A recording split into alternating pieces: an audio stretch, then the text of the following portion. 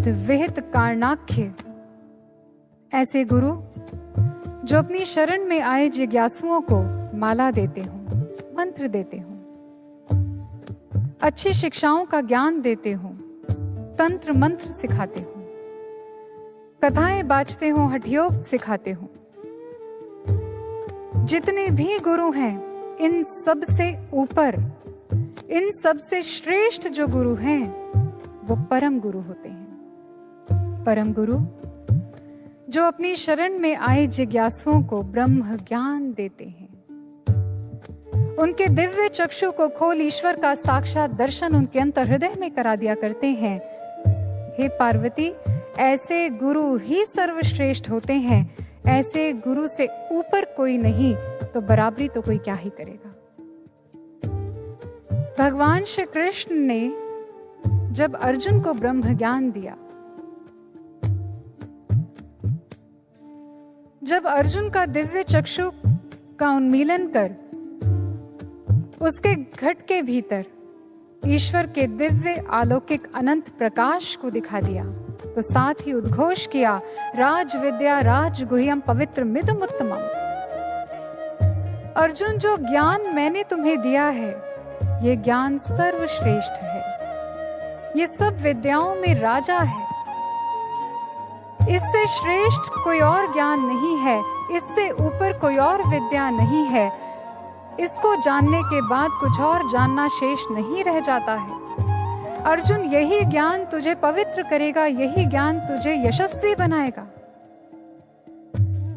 ऐसे ब्रह्म ज्ञान प्रदाता सद्गुरु को प्राप्त करके अर्जुन के भी हाथ जुड़ गए, अर्जुन भी धन्य धन्य हो गया। जिस किसी ने भी ऐसे गुरु को प्राप्त किया है, उसके जीवन का अनुभव रहा है, उसने ये दावा किया है, उसने कहा है कि मेरे गुरु के बराबर कोई भी नहीं हो सकता, मेरे गुरु के समतुल्य तो स्वयं ईश्वर भी नहीं है। सहजो बाई जी को जब ऐसे गुरु प्राप्त हुए संत चरण दास जी, उन्होंने कहा, चरण दास पर तन मन वारूं, गुरु ना तजूं हरि को तज डारूं। कबीर साहब जी ने कहा, गुरु गोविंद दो खड़े काके लाखों पाए, बलिहारी गुरु आपने जिन गोविंद दियो मिलाए। संत एकनाथ जी ने जो कहा, वो हम सब गुरु भक्तों को झकझोरने के लिए काफी है कि कहीं हम अपने गुरु महाराज जी की श्रेष्ठता को, उनकी भव्यता को पहचानने में कोई भूल ना कर बैठे। संत एकनाथ जी ने क्या कहा? उन्होंने कहा कि अगर आप अपने गुरु को ईश्वर के समतुल्य मानते हैं, अगर आप अपने गुरु को भगवान की उपमा देते हैं, तो आप भूल कर रहे हैं। आप अपने गुरु को बहुत कम आंक रहे हैं। इसका अर्थ है कि आपने अपने गुरु की भव्यता को, उनकी श्रेष्ठता को ठीक से पहचाना ही नहीं है। गुरु भक्तों, पूछिए अपने आप से, हमारे गुरु महाराज जी श्रेष्ठ क्यों हैं? ये तथ्य तो है ही कि उन्होंने हमारी योग्यता अयोग्यता देखे बिना ही अपने जीवन की तपस्या का फल, ये ब्रह्म ज्ञान उन्होंने सहज ही हमें दे दिया। लेकिन इसके साथ साथ ऐसा बहुत कुछ है जो उन्हें सबसे अलग, सबसे खास, सबसे विशेष, ईश्वर से भी विशेष, ईश्वर से भी श्रेष्ठ बना देता है। ईश्वर के हाथों में तो हम बहुत सारे आयुध, अस्त्र शस्त्रों को देखते हैं, लेकिन हमारे महाराज जी के हाथों में प्रेम से सराबोर गायों के लिए रोटी, बत्तखों के लिए दाना और अपने भक्तों के लिए प्रसाद होता है। कण कण में रहता हुआ भी ईश्वर हमारे हृदय की सुनकर उत्तर नहीं दे पाता, लेकिन हमारे महाराज जी को तो कहने की भी आवश्यकता नहीं पड़ती है। वो तो बिना बोले सब कुछ जान लेते हैं और हमारे मन के हर भाव को पढ़कर उसका समाधान करने के लिए उद्यत हो जाते हैं।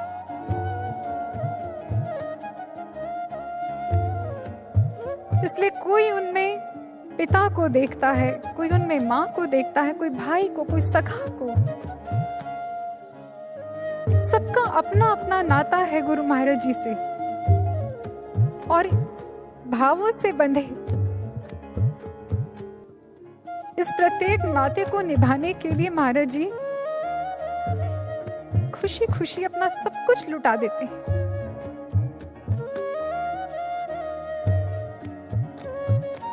फिर चाहे ये सब कुछ करने में उन्हें स्वयं कितना ही कष्ट क्यों ना सहना पड़ता हो, वो उफ तक नहीं करते। मैं खो ना जाऊं इन अंधेरी राहों में कहीं, इसलिए मेरा गुरु जलता है खुद मुझे राह दिखाने को।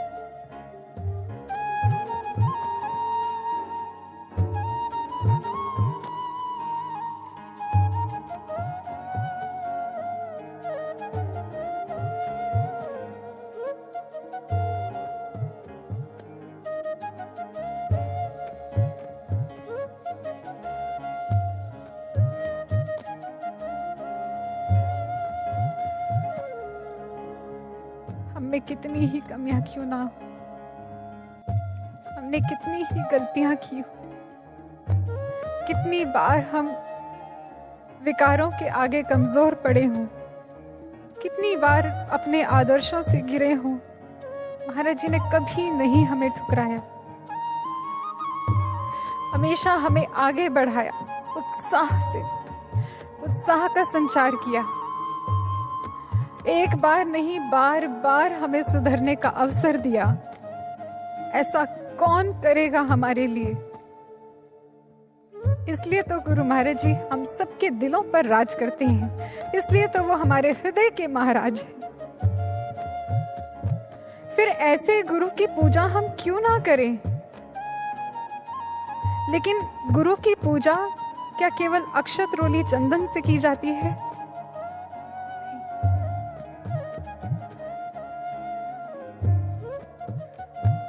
गुरुर्मूर्ति स्मरे नित्यम, गुरु नाम सदा जपेत, गुरु आज्ञा प्रकुर्वीत, गुरु अन्यं भावयेत।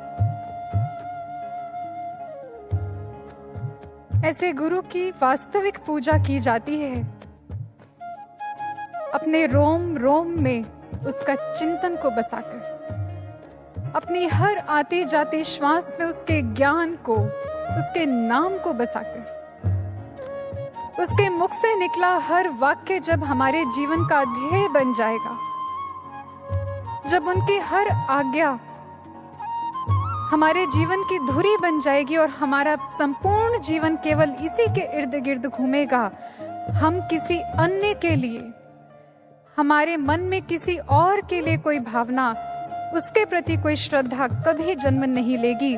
उनके ज्ञान को, उनके मार्ग को छोड़ किसी और विकल्प की ओर हमारा ध्यान नहीं जाएगा। वास्तविक पूजा तब होगी। एक बार महाराज जी से किसी भक्त ने पूछा, उन्होंने कहा कि महाराज जी मैं जब भी आपके पास आता हूँ, हर बार सोचता हूँ कि कुछ उपहार आपके पास लेकर आऊं, आपको भेंट स्वरूप कुछ दूं, लेकिन मैं कभी समझ ही नहीं पाता कि आपको क्या भेंट करनी चाहिए, आपको क्या उपहार दूं। महाराज जी ने उनकी दुविधा का अंत करते हुए उनको समाधान दिया। महाराज जी ने कहा, जो हमने आपको दिया है आप उसको ठीक से प्राप्त कर लें, यही हमारे लिए सबसे बड़ा उपहार है। गुरु भाइयों और बहनों,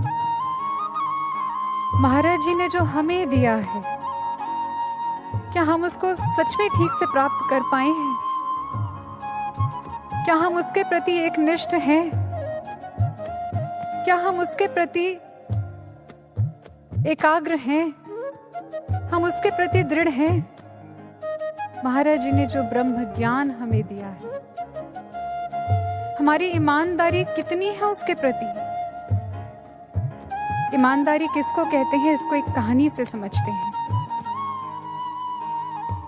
एक बार एक कंपनी के चीफ एग्जीक्यूटिव ऑफिसर ने कंपनी के सभी सीनियर एग्जीक्यूटिव्स को इकट्ठा किया और एक अनाउंसमेंट की। उसने कहा कि आप सबको आज एक एक बीज दिया जा रहा है और ये बीज साधारण नहीं है, बहुत स्पेशल है, विशेष प्रकार का बीज है। इससे बहुत कुछ प्राप्त होगा आपको। आपको करना क्या है, इसको अपने घर लेकर जाना है, इसको रोपित करना है, मेहनत करनी है इसके ऊपर, और ठीक 1 साल के बाद आप अपने रिजल्ट्स के साथ एक बार फिर यहाँ पर इकट्ठे होंगे और उस दिन आप में से ही किसी एक को इस कंपनी का अगला सीईओ यानी चीफ एग्जीक्यूटिव ऑफिसर चुना जाएगा। सब बड़े एक्साइटेड थे,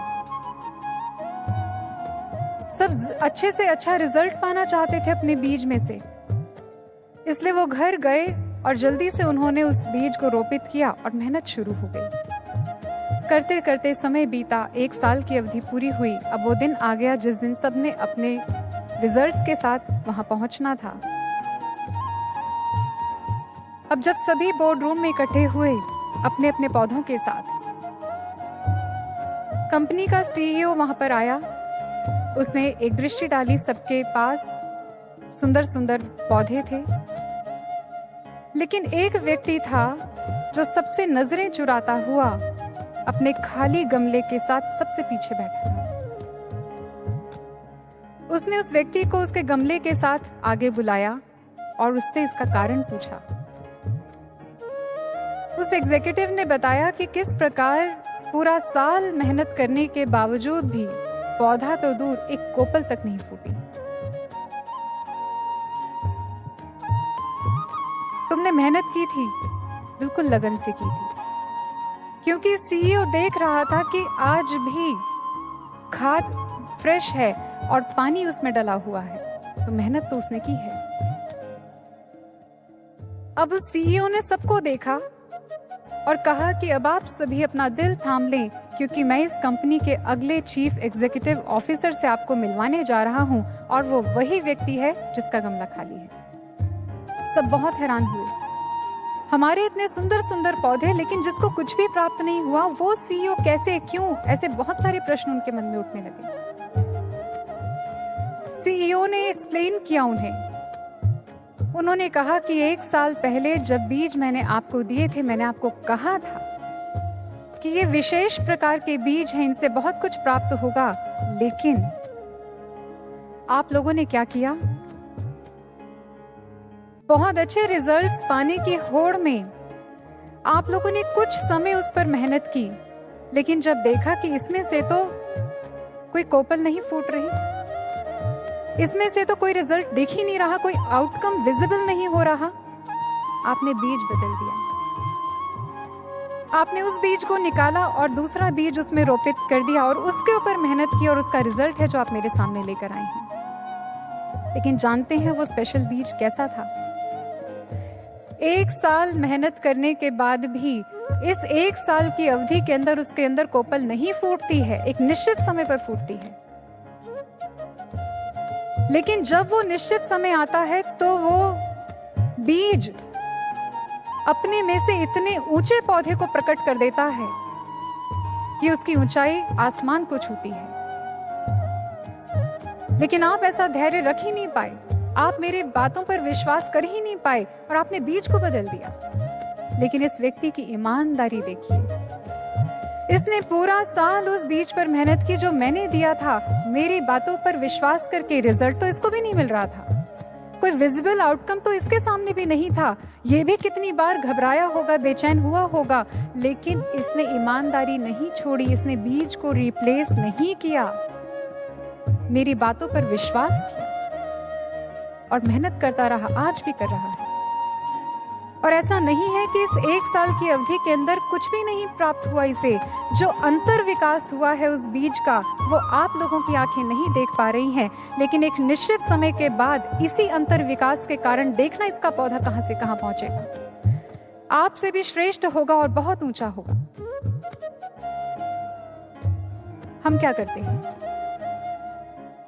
जब ज्ञान का बीज हमारे भीतर रोपित हुआ,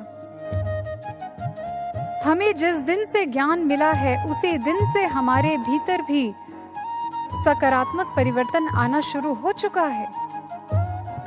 फिर बेशक बहुत जल्दी हमें बाहर इसका आउटकम, बाहर इसका रिजल्ट देखने को ना मिले, हमें ऐसा लगता होगा कि हमें तो कोई चेंज दिखाई नहीं दे रहा, लेकिन अपने भीतर, अपने अंतःकरण में झांक कर देखिए, जिस दिन से ज्ञान लिया है आप इसको महसूस करते हैं कि उसी दिन से हमारी सोच में, हमारे विचार में, हमारे चिंतन प्रवाह में एक सकारात्मक परिवर्तन आया है, एक अपलिफ्टमेंट आई है। हम अब वैसे नहीं हैं अंदर से जैसे पहले हुआ करते थे, बहुत पॉजिटिव चेंज है। इसलिए अंतर विकास तो हो रहा है, लेकिन एक निश्चित अवधि, एक निश्चित समय के बाद जो इस ब्रह्म ज्ञान पे दृढ़ होकर चलने के बाद हमें प्राप्त होगा, ये ज्ञान एक समय पर आकर अपनी संपूर्ण भव्यता के साथ जब प्रकट होगा, प्रत्यक्ष होगा इसका परिणाम, तो केवल आप और हम नहीं, ये पूरी दुनिया, पूरा विश्व इसका साक्षी बनेगा। लेकिन दृढ़ होकर ईमानदारी से हम इसका अभ्यास करें, इस पर चलें, यह महत्वपूर्ण है। लेकिन कहीं अगर हम घबराकर अपने जीवन की कुछ परेशानियों से, कुछ विकट परिस्थितियों से घबराकर अगर इस मार्ग को ही छोड़कर किसी अन्य उपाय के पीछे भाग चले, अन्य उपायों या उपायकर्ताओं के पीछे हो लें, तो कुछ प्राप्त नहीं कर पाएंगे। कितनी बार ऐसा होता है कि हम ज्ञान पर से विश्वास हटाकर किसी और उपाय पर विश्वास करने लग जाते हैं, जो ज्ञान शाश्वत तरीका है, जो सनातन है, जो भक्ति की शाश्वत विधि है, हम उसको छोड़ किसी दूसरे पर विश्वास करते हैं, उसको सही और सटीक मानकर उसको अपना लेते हैं और उस पर मेहनत करते हैं। और जब कुछ प्राप्त हो जाता है तो हमें लगता है कि शायद बहुत कुछ मिल गया, जैसे उन एग्जीक्यूटिव्स को लगा कि हमने बहुत सुंदर पौधे उगा लिए, लेकिन जीवन से वो प्राप्त नहीं कर पाएंगे जो प्राप्त करना चाहिए, जो ये ज्ञान आपको दे सकता है। बहुत बड़ी भूल करेंगे अगर ऐसा होगा तो, क्योंकि भगवान श्री कृष्ण स्वयं कहते हैं, न अहम वेदा न तपसा न दाने न चेजया शक्य एवं विधो दृष्टुम दृष्टवानसी माम यथा। भक्ति की शाश्वत विधि है किसी पूर्ण सतगुरु की शरण में जाकर ब्रह्म ज्ञान को प्राप्त करना, ईश्वर का साक्षात दर्शन प्राप्त कर लेना। इसको छोड़कर यदि आप कुछ भी और करते हैं, दान पुण्य, व्रत, उपवास, तीर्थों का भ्रमण, आप कुछ भी क्रियाकलापों में लगते हैं, जो कुछ भी करते हैं, वो भक्ति की शाश्वत विधि नहीं है। आप उससे कुछ प्राप्त नहीं कर पाएंगे विशेष। संकट किसके जीवन में नहीं आते हैं? प्रहलाद के जीवन में कम संकट नहीं आए। भक्त प्रहलाद के पास एक विकल्प था, उसके तो प्राणों पर बन आई, लेकिन वो चाहता, विकल्प था उसके पास, वो भी अन्य लोगों की तरह श्री हरि को छोड़, अपने गुरु के दिखाए ज्ञान मार्ग को छोड़, अपने पिता को ही भगवान मानकर पूजने लग जाता, लेकिन उसने ऐसा नहीं किया। वो दृढ़ रहा ज्ञान पर। मीराबाई के साथ क्या हुआ? उनका तो संपूर्ण जीवन ही कष्टों से भरा था, कष्टों का पर्याय था, लेकिन न उन्होंने गुरु को छोड़ा, न उनके ज्ञान मार्ग को छोड़ा, इस पर दृढ़ रही, इस शाश्वत विधि पर दृढ़ रही। विकल्प नहीं चुना कोई। ऐसे बहुत से उदाहरण हैं, एक या दो नहीं, गुरु भक्ति के इतिहास में ऐसे कई उदाहरण हैं, कई ऐसे पात्र हुए हैं जिन्होंने कितनी ही कष्टों और यातनाओं को सहने के बावजूद भी इस भक्ति मार्ग से पलायन करने का विकल्प नहीं चुना। इसको छोड़ किसी अन्य उपाय को कर लें, ऐसा विचार भी अपने मन में लेकर नहीं आए। और ऐसे ही भक्त हुए हैं जिन्होंने स्वर्णिम इतिहास रच दिया है। दो भक्तों की गाथा आपको सुनाते हैं। गुरु श्री हरगोविंद महाराज जी के दो अनूठे शिष्य थे, संती और पल्ला। संती जो बचपन से ही गुरु श्री हरगोविंद महाराज जी के भक्ति के रंगों में ऐसी रंगी थी कि कोई और रंग उनके ऊपर चढ़ता ही नहीं था। लेकिन जिस दिन विवाह हुआ, उन्हें ज्ञात हुआ कि केवल वो परिवार ही नहीं बल्कि पूरा गांव ही किसी तांत्रिक पीर का मुरीद है। पहले दिन से ही कष्ट और यातनाएं मिलनी आरंभ हो गई। क्योंकि सभी उनको अपने पीर के आगे झुकाने के लिए कोशिश करते, जबरदस्ती करते, लेकिन वो अपने मार्ग पर दृढ़ रहती, गुरु के द्वारा दिए गए आदर्शों पर अडिग रहती। करते करते समय बीता, पुत्र ने जन्म लिया, उसका नाम रखा पल्ला। पति का देहांत हो गया, अब पुत्र को लेकर वो अलग रहती। बहुत कष्ट सहकर, बहुत यातनाएं सहकर, मेहनत मजदूरी करके वो अपने पुत्र का भरण पोषण कर रही थी, लेकिन केवल मात्र रोटी से नहीं, भक्ति के उत्तम संस्कारों से। इसलिए बचपन से ही, शुरू से ही पल्ला भी गुरु श्री हरगोविंद महाराज जी का भक्त बन गया, प्रेमी भक्त बन गया। वो उन्हीं की महिमाएं सुन सुनकर बड़ा हुआ, उन्हीं की कृपाओं के तले उसने अपना संपूर्ण जीवन बिताने की ही सोची, उसका अनुभव किया। उसने बचपन से किसी साथी, किसी सखा, किसी पिता को देखा जाना था, तो वो उसके गुरु महाराज जी थे। गुरु महाराज जी को कभी प्रत्यक्ष देखा नहीं था, उसने दर्शन नहीं किया था कभी उनका, लेकिन उनकी लीलाएं सुन सुनकर ऐसा प्रेम स्थापित हो गया, ऐसी भक्ति दृढ़ हो गई उसकी कि उनके अतिरिक्त किसी और का भाव मन में आता ही नहीं था। कौन सा ऐसा दिन था जब उन्हें यातनाएं नहीं मिली, जब उन्हें कोई कटाक्ष नहीं मिले, जब उन्हें ताने सुनने को नहीं मिले। कभी गांव वाले उन्हें प्रलोभन देते, हमारे पीर की शरण में आ जाओ, माला माल हो जाओगे, तुम्हें कोई कष्ट नहीं रहेगा, कोई अभाव नहीं रहेगा, हमारी तरह संपन्न हो जाओगे, क्यों ऐसे दर दर भटकते हो, क्यों ऐसे हाल में रहते हो, अरे हमारी तरह रहोगे ठाट बाट से, बस एक बार पीर की शरण में आ जाओ। कभी उन्हें ताने देते, कभी कटाक्ष करते, कैसा गुरु है तुम्हारा, अगर तुम्हारे गुरु में जरा भी सामर्थ्य होती तो तुम्हें इस हाल में ना रखता, तुम्हें ऐसे कष्टों में ना रखता, कभी तो तुम्हारी खबर लेता, तुम ही उसके नाम की रट लगाए रखते हो, कभी उसने झांक कर देखा तुम्हारी तरफ कि तुम जीवित भी हो या नहीं। वो ये सब कुछ सुनते, लेकिन इनको कोई महत्व ही नहीं देते, इन बातों को कोई तूल ही नहीं देते। एक दिन पल्ला जब अपने खेत की ओर जा रहा था, तो उसने देखा गांव के गली कूचों को सजाया जा रहा है, ऐसा लग रहा था कोई उत्सव है।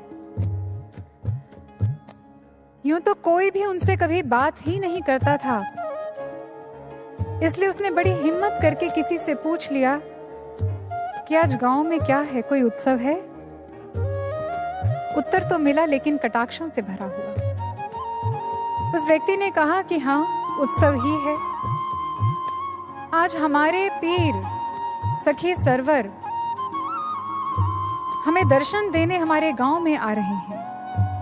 क्या तेरे गुरु कभी आए? हमारे गुरु तो हमारी इतनी फिक्र करते हैं, क्या तेरे गुरु ने कभी जानने की कोशिश की कि तुम किस हाल में रहते हो? कभी उनके मन में तुम्हारा कोई ख्याल आया है? अभी भी कहते हैं छोड़ दो ऐसे गुरु को, कुछ नहीं मिलने वाला। कभी तो तुम्हें दर्शन देते, कभी तो तुमसे मिलने आते, कभी तो तुम्हारा हालचाल पूछते। यूं तो ऐसे ताने पल्ला ने बहुत बार अपने जीवन काल में सुने थे, लेकिन कभी ऐसा महसूस नहीं किया। लेकिन आज पल्ला का हृदय विदीर्ण हो रहा था इन तानों को सुनकर। आज उसके मन में पीड़ा उठ रही थी, इसलिए वो बोझिल मन के साथ खेत ना जाकर वापस अपने घर लौट आया। आकर माँ से कहा, माँ, हमारे गुरु महाराज जी ने कभी हमें दर्शन क्यों नहीं दिए? वो हमसे मिलने कभी क्यों नहीं आए? क्या उनको हमारी याद नहीं आती? क्या उनके मन में हमारा ख्याल नहीं जन्मता? क्या वो हमें भूल चुके हैं, या उन्हें पता भी है कि हम उनके शिष्य हैं और उनको याद करते हैं? संती समझ गई कि पल्ला को कैसे समझाना है।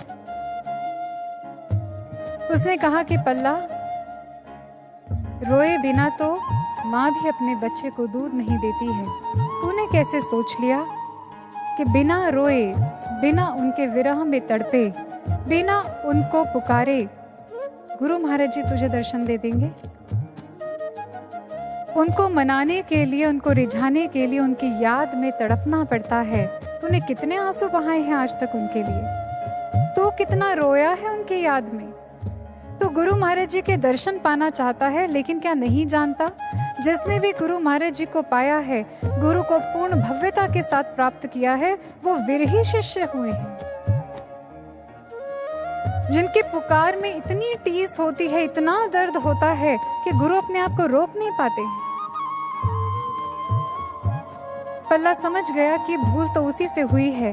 वो तुरंत ध्यान में बैठ गया और ध्यान में बैठकर बहुत रोया। गुरु महाराज जी को रो रो कर पुकारा और गुरु महाराज जी के हृदय तक उसकी ये भाव पहुंचे और वो प्रकट हो गए।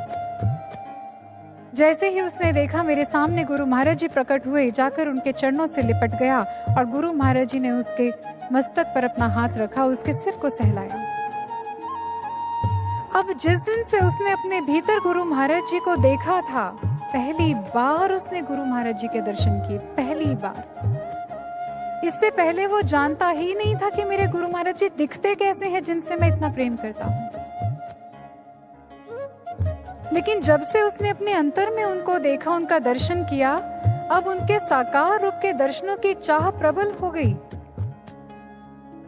अब वो दिन रात केवल यही प्रार्थना करता, उसके मन में यही भाव उठता, यही पुकार उठती कि हे गुरु महाराज जी, मुझे आपके साकार रूप के दर्शन भी करने हैं। आप शीघ्र मेरे पास आ जाइएगा, मैं आपके दर्शनों के बिना अब नहीं रह पाऊंगा। ऐसा बावरा, ऐसा प्यासा पपीहा हुआ वो घूमने लगा। उसने तो ये तक सोच लिया था कि जब मेरे गुरु महाराज जी मुझे मिलेंगे तो मैं उनको भेंट रूप में क्या अर्पित करूंगा। उसने उसी दिन से गुड़ की डली को अपने साथ बांध कर रखना शुरू कर दिया। जब गुरु महाराज जी मिलेंगे तो मैं उन्हें गुड़ दूंगा। न जाने उसको क्यों ये विश्वास हो चला था कि गुरु महाराज जी जरूर उसे दर्शन देने आएंगे। और जब गांव वालों को ये भनक लगी कि पल्ला दावा करता है अपने गुरु के आने का, तो एक बार फिर वो मजाक का पात्र बन गया। उसकी हंसी होने लगी, उसका मजाक उड़ाने लगे सब। कई दिन बीते। एक दिन सुबह के समय पल्ला जब सो रहा था, पवन के झोंके ने उसको ऐसा स्पर्श किया मानो उसे संदेश दे रहे हैं कि तेरे गुरु महाराज जी आने वाले हैं, तो सो रहा है अभी तक।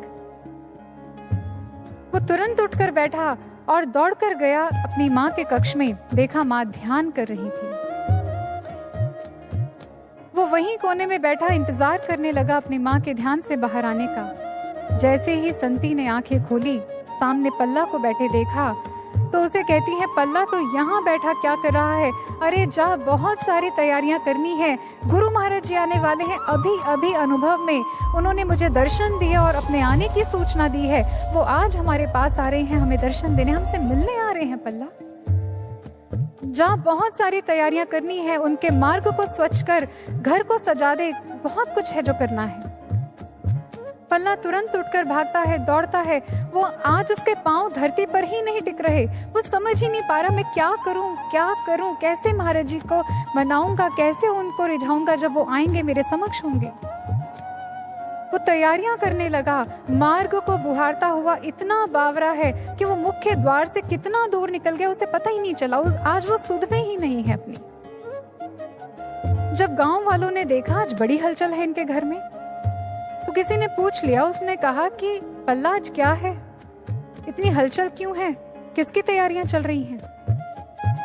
पल्ला ने बहुत खुश होकर, आनंदित होकर कहा, मैं कहता था ना कि मेरे गुरु महाराज जी मुझे दर्शन देने जरूर आएंगे। देखो आज वो आ रहे हैं, आज मेरा इंतजार खत्म होने वाला है, आज वो शुभ घड़ी आ गई है। लोगों को विश्वास नहीं हुआ। उन्होंने उससे पूछा, पल्ला ये तो बता कि उनके आने की सूचना तुझे दी किसने? पल्ला ने कहा बड़े गर्व से कि मेरी माँ को आज अनुभव हुआ है और गुरु महाराज जी ने स्वयं आकर कहा है कि वो आ रहे हैं। बस फिर क्या था, फिर से हंसी ठिठोली होने लगी, उसका मजाक उड़ाने लगे। देखो इन बगुला भक्तों को, कहते हैं गुरु महाराज जी अंदर दर्शन देते हैं, हमें अंदर दिखाई देता है, वो हमसे बातें करते हैं। अरे ऐसा भी होता है भला? पाखंड है ये सब कुछ। ऐसे लोग क्या जाने कि अंतः अनुभूति क्या होती है। लेकिन आज पल्ला को इन सबकी कोई परवाह नहीं थी, वो तो अपनी तैयारियों में मस्त था, गुरु महाराज जी के आगमन का इंतजार कर रहा था। सुबह सुबह ही सारी तैयारियां समाप्त हो गई, अब बचा था तो केवल इंतजार, प्रतीक्षा।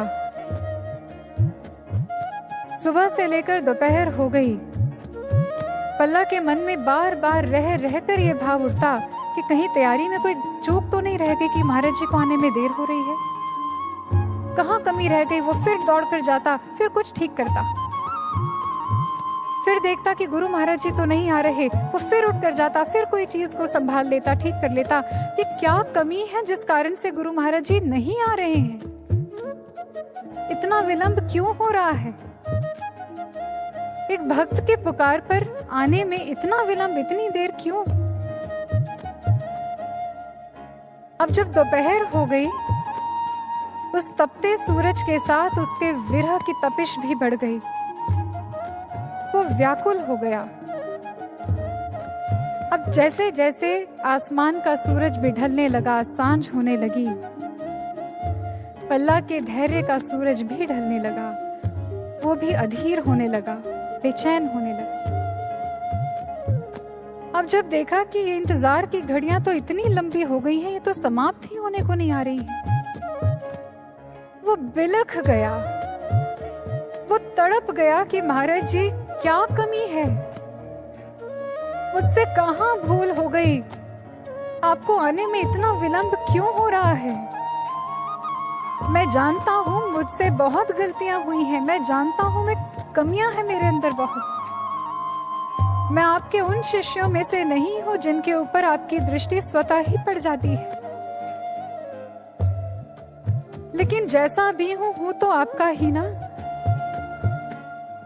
और मैंने तो सुना है कि भक्त वो होता है जो भगवान से भगवान को मांगता है, मेरी मांग में कहां कमी है, मैं भी तो आपसे आपको ही मांग रहा हूं, अपने भगवान से अपने भगवान की ही तो मांग कर रहा हूं, फिर क्या दोष है, फिर आप क्यों नहीं आ रहे। गुरु महाराज जी इतना विलंब ना करिए कि मेरे सब्र का बांध टूट जाए, मैं बिखर जाऊं, इतना विलंब ना करिए। अगर आज आप नहीं आए ना तो आपके ज्ञान पर प्रश्न चिन्ह उठ जाएगा, आपके अनुभवों को कोई सत्य नहीं मानेगा, सब यही कहेंगे कि ये अनुभव झूठे होते हैं, ये भक्त झूठे हैं जो दावा करते हैं अपने गुरु महाराज जी के आने का। महाराज जी आज मेरे वजह से नहीं, मेरे लिए नहीं, लेकिन अपने ज्ञान का मान रखने के लिए आ जाइए, आज अपने अनुभवों का मान रखने के लिए आ जाइए। पल्ला के हृदय से ऐसी पुकार उठी, ऐसी टीस उठी कि गुरु महाराज जी आने को विवश हो गए।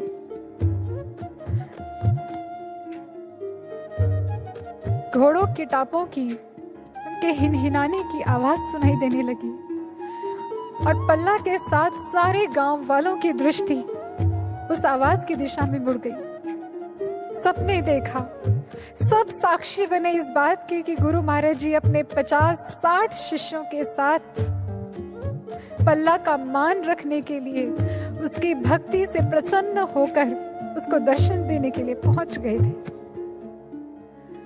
पल्ला दौड़ कर गया, गुरु महाराज जी को अभी घोड़े से उतरने भी नहीं दिया, तुरंत जाकर उनके चरणों से लिपट गया, बहुत रोया। आ गए महाराज जी। गुरु महाराज जी ने उसके मस्तक पर हाथ रखा, उसके सिर को सहलाया और कहा, पल्ला बस इतना ही, इतने में ही तेरे सब्र का बांध टूटने लगा था।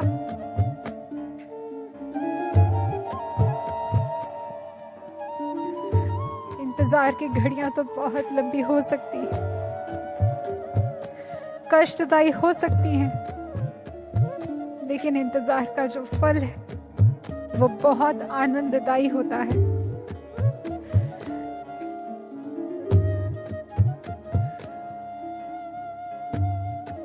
गुरु भक्तों, इन भक्तों ने तो निभा लिया दुनिया के सारे आकर्षणों से, सारे प्रलोभनों से, दुनिया के इशारों से मुक्त होकर, माया से प्रभावहीन होकर, केवल मात्र गुरु की आज्ञा में रहकर, गुरु की रजा में रहकर अपने जीवन को क्या से क्या बना लिया। बेशक सांसारिक दृष्टि से देखने में लगा कि उन्होंने बहुत कष्ट सहे, लेकिन उनके हृदय को देखिए, उनके जीवन की गाथा देखिए, स्वर्णिम अक्षरों में अपना नाम लिखवा गए। महाराज जी से प्रार्थना करते हैं, महाराज जी हम भी ऐसा कर पाए।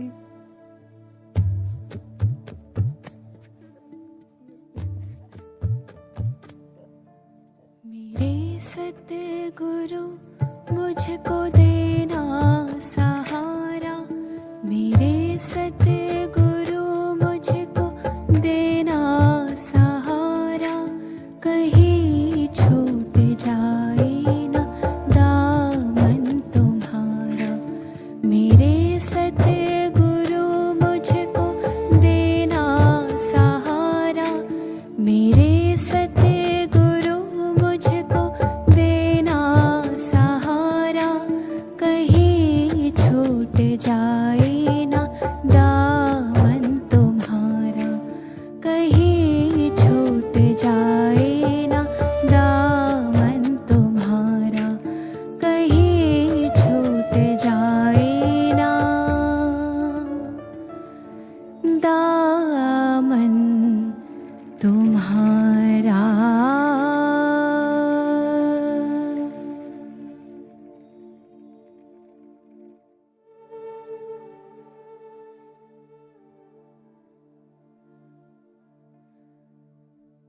भक्तों,